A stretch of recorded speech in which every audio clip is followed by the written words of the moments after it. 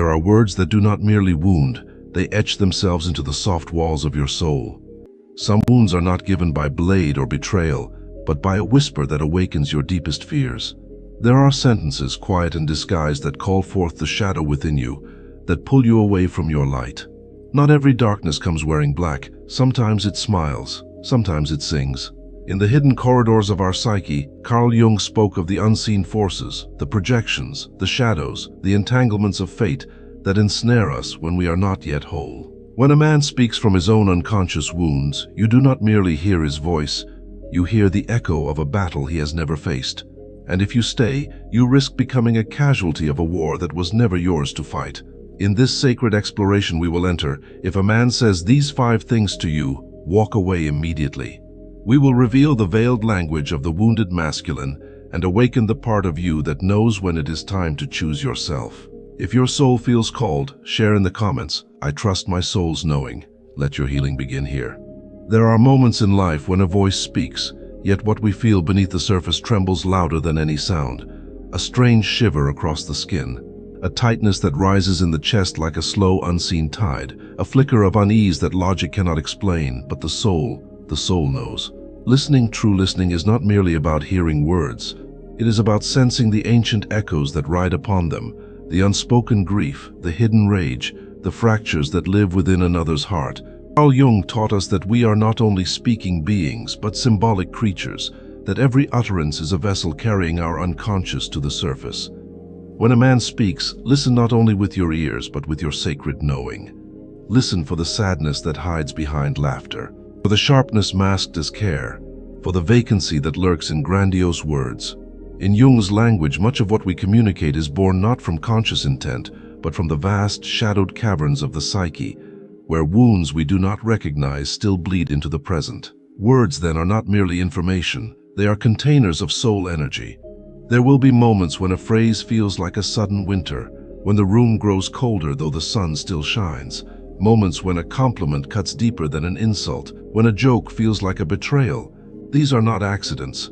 They are the soul's early warnings, the whispers of your sacred discernment urging you to wake, to see, to protect the flame you carry. Discernment is not judgment. It is the holy act of recognizing what feeds your light and what dims it. It is the silent inner knowing that you are not here to carry another's unhealed wounds. You are not here to become a mirror for projections. You are not here to drown in the tides of someone else's unconscious wars. Listening with the sacred heart means honoring what you feel, even when it seems small, even when it defies reason. Because it is not small, it is the language of the soul.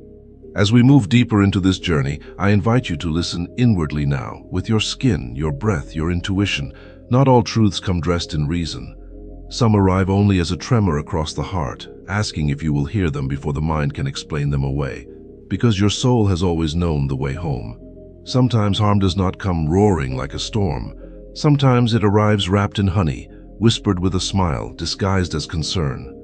"You're too sensitive," they say, and though the words seem light, they fall like a blade dipped in sweetness, cutting deep into the softest places of your being. This phrase is not a reflection of your weakness. It is a mirror, showing the distance between the speaker and their own heart. It is a signpost, pointing not to your inadequacy, but to their fear of what is vulnerable, raw, and beautifully alive within themselves. Carl Jung spoke often of the wounded animus, the fractured masculine within the psyche, alienated from its feeling nature, fearful of the waters of emotion. When a man calls you too sensitive, it is often the voice of this wounded masculine, trembling before the tenderness he has been taught to exile. Sensitivity, the ability to feel deeply, to notice the subtle shifts of energy, the slight cracking of a voice, the hidden sorrow behind an unshed tear, is not a flaw. It is sacred sight. It is the whisper of the soul recognizing life's sacredness in all things. Yet, in a world where feelings are mistrusted and armor is praised, sensitivity is often misunderstood, feared, and then attacked. The man who mocks your tenderness is not standing in his strength. He is fleeing from his own abandoned depths. To call another too sensitive is more often than not a projection, the unconscious act of banishing outward what one refuses to face inward. Imagine it, a man standing at the edge of a vast inner ocean, terrified to enter the waters of his own grief, his own love, his own longings. He sees you, not armored, but open. And instead of feeling awe, he feels the sharp sting of his own separation. and so he condemns what he cannot yet embrace within himself. You, dear soul, are not too sensitive, you are alive. Your sensitivity is the sacred instrument of your spirit, finely tuned to the music of existence that many have forgotten how to hear. And when someone attempts to shame that gift, it is not a call for you to harden. It is a call for you to protect your softness as you would a holy fire, precious, needed, vital. Sensitivity is not weakness, it is courage. The courage to remain porous in a world that teaches numbness, the courage to feel where others shut down, the courage to stand in the rawness of being human without apology. Jung reminds us that integration, wholeness, requires the reclamation of all abandoned parts, the feeling self, the tender self, the open-hearted self. To those who say, "You're too sensitive," the sacred reply is this: I am exactly as sensitive as my soul was meant to be. Honor it, guard it, let it lead you away from those who would crush it, and toward those who will cherish its light. Sometimes harm does not come roaring like a storm. Sometimes it comes wrapped in honey, whispered with a smile, offered as if it were a kindness. You're too sensitive, they say, and though the words seem light, they fall like a blade dipped in sweetness, cutting deep into the most tender places of your being. But hear this, beloved soul, this phrase is not a measure of your weakness. It is a mirror, polished by pain, reflecting the speaker's distance from his own heart. Carl Jung, the wise cartographer of the soul, spoke often of the wounded animus, the fractured masculine spirit, terrified of its own feelings. The modern man, trained to distrust tenderness, fears what he cannot control, and so when he encounters your open, living heart, he recoils, not from you, but from the buried parts of himself. Sensitivity is not a flaw, it is a sacred flame. It is the ability to sense the trembling in a voice, the sorrow hidden behind a smile, the slight shift in the air when something unspoken moves between souls. To feel deeply is a gift, a rare one. And yet, in a world that worships hardness and speed, the sacred art of feeling has become misunderstood, mocked, feared. When a man calls you too sensitive, listen not to his words, but to the deeper truth they reveal. He is not standing in strength, he is standing in exile. Exiled from his own oceans of grief, exiled from the child within him who once wept without shame. Imagine him, standing at the shore of his own heart's vast wild ocean, unwilling to step in, watching you swim freely in the waters he fears. And so, to make himself feel safe, he casts stones at the waters you inhabit. You're too sensitive, he says.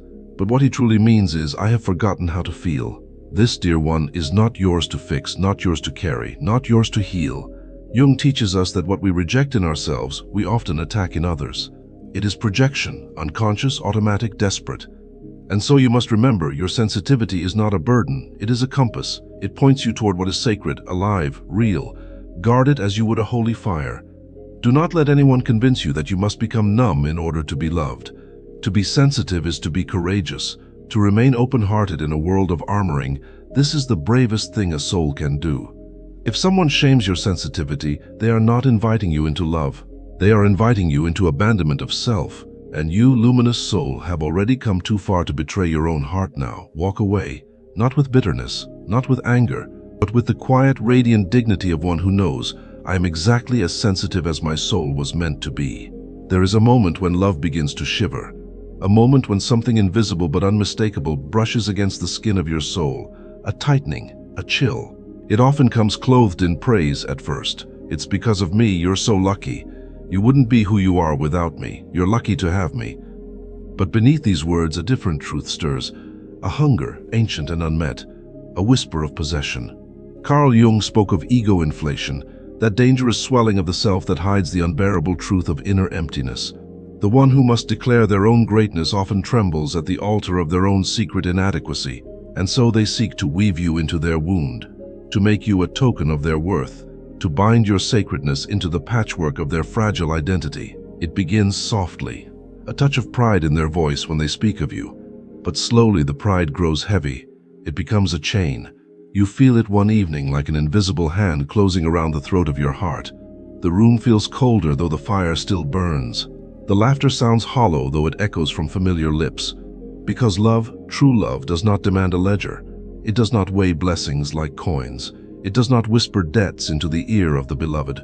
You're lucky to have me is not love speaking. It is fear. It is the wounded self, desperate to anchor itself in your light, so that it does not have to face the vast night within. And you, luminous one, must remember this. You are not a prize to be won. You are not a trophy to be polished and paraded. You are a soul, infinite, unownable, sacred. Jung teaches us that where there is true connection, there is mutual reverence. Two flames bowing to one another, neither diminishing nor devouring the other's light. Real love says, I am blessed to walk beside you. Not, you are indebted to me for my presence. There is a profound difference. When someone ties your worth to their generosity, when affection becomes transaction, when gratitude is demanded like payment, the soul begins to suffocate. The inner self curls away, retreating from the cold calculations masquerading as care. And so healing begins here, when you refuse to make your sacredness into currency. When you remember that your presence is a blessing not because someone says so, but because it simply is. You are not lucky to have love. Love is lucky to have found you, open, trusting, brave enough to try. If someone says, you're lucky to have me, let your soul listen beyond the words, feel the tightening, hear the transaction behind the affection. And if you feel yourself shrinking, bargaining, proving, it is time to gather your spirit close. It is time to walk away, not because you are ungrateful, but because you are sacred. And sacredness is never for sale. There is a deep and ancient reason why the soul asks questions, why the mind stirs the waters of life, seeking to understand what lies beneath the surface. To think deeply, to reflect, is to weave the visible and invisible threads of meaning into something sacred, something lasting. But sometimes the sacred weaving is interrupted, dismissed with a single phrase like a stone thrown into still water. You're overthinking it. And just like that, the mirror of intuition clouds. The quiet whisper within becomes harder to hear. The trust in your own knowing begins to falter. Jung spoke of individuation, the slow spiraling journey of embracing the contradictions within us, of allowing shadow and light to sit together at the table of the soul. True wholeness does not fear complexity.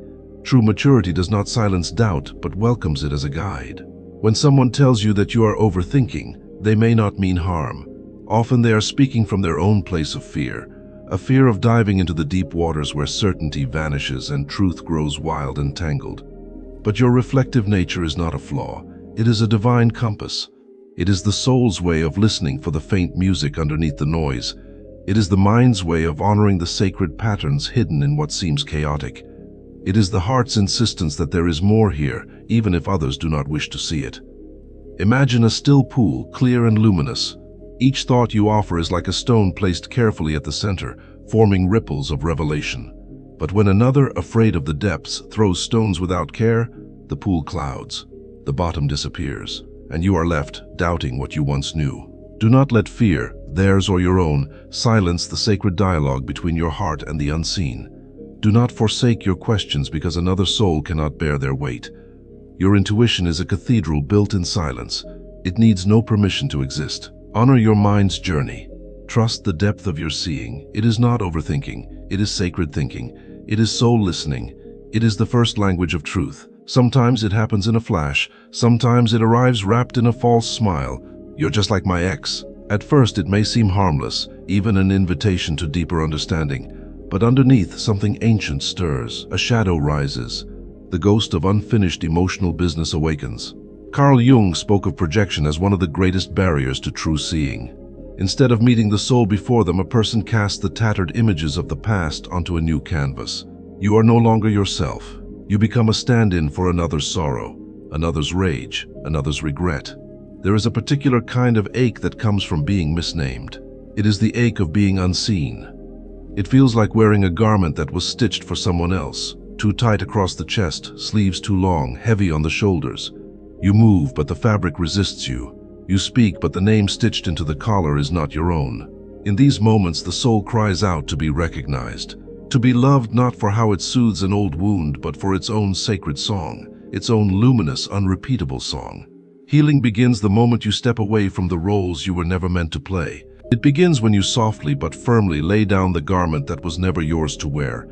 It begins when you whisper to your own heart, I am not a memory, I am not a mirror, I am a living soul. You are not here to complete someone else's unfinished story. You are not here to redeem their past. You are not here to be confused with a ghost. You are here to be seen, truly seen, and anything less is not love, it is a haunting. Let the past rest where it belongs. Walk forward in the light of your own name. There are words that wound more deeply than silence ever could. Words that arrive like cold chains wrapping slowly unseen around the soul. You're nothing without me. This is not love speaking. This is fear disguised in the brittle armor of control. In these moments the soul feels it, a constriction, a silent suffocation, the slow aching dimming of one's sacred inner flame. Carl Jung showed us that possession, the overwhelming merging with another's unhealed shadow, is among the gravest spiritual dangers. When fear, not reverence, binds two souls together, love withers. It cannot breathe in captivity.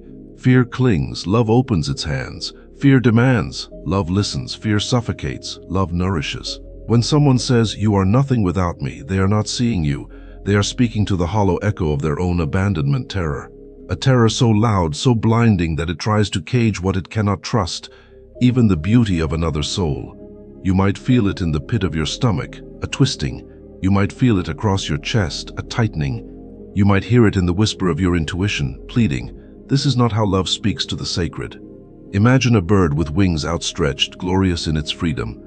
Now imagine those wings bound by invisible thread, one by one, until it can no longer fly, until it forgets it was ever meant to soar. This is what happens when we stay where possession is mistaken for passion, where fear is mistaken for devotion. But healing begins when we remember that love does not require the diminishing of the self. It does not fear your light. It celebrates it, it bows before it. Real love, soul love, sets you free. It invites your wings to open fully, without condition, without fear. You are already whole, already radiant, already enough. No voice outside of you has the power to name your worth. Only the voice of your own sacred heart can do that. After walking through the valley of shadows, there comes a dawn so tender it almost hurts to witness. It is here, in this golden hush of becoming, that the sacred inner compass begins to stir awake. Not from force, not from fear, but from the soul's deep remembering. Carl Jung taught that individuation, the becoming of the true self, is the highest act of love, not only toward oneself, but toward all of life. To awaken is to cease abandoning oneself for the sake of being loved by another. Imagine a rose that had withered under a heavy, unseen hand, the petals drooping, the fragrance forgotten. Now see it rising. See how, when the sun kisses it gently, it blooms again. See how the soul, when honored, breathes life back into the body, into the mind, into the sacred knowing that was never truly lost, only waiting. Your intuition is not a flaw to be doubted. It is the voice of the divine within you. Your boundaries are not walls of rejection. They are gates of reverence. You are allowed to feel when something is not aligned. You are allowed to walk away without offering proof, without apology, without guilt. Healing your inner compass means no longer silencing the soul's whisper for the comfort of others. It means standing, trembling perhaps, but steadfast, in the holy truth of your own being. You are not here to be swallowed by someone else's fear. You are here to bloom, wide and wild and whole. And so, beloved soul, we arrive where all true healing begins, at the sacred altar of self-responsibility. You are not here to carry another's unfinished war upon your shoulders. You are not here to bleed endlessly for battles that were never yours to fight. You are here to love. You are here to create. You are here to become. Carl Jung spoke of life not as an escape from pain, but as an awakening, a conscious choosing of where to plant the seeds of our becoming. To be whole is not to be unbroken. It is to be tenderly aware of every fracture, every scar, and still choose to grow gardens from the cracked places. Feel it now, the soft, steady heartbeat of your own soul, the ancient knowing whispering within you like a sacred wind. You are the guardian of your soul. No one else may protect it for you. No one else may define its worth. You do not need to prove your light to those who cannot see.